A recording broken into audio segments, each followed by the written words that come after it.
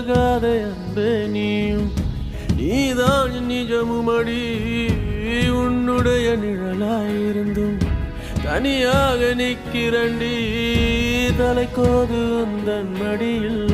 நான் சாய வேண்டுமடி உன்னருகில் வாழ்ந்தால் போதும் என் சாபம் தீருமடி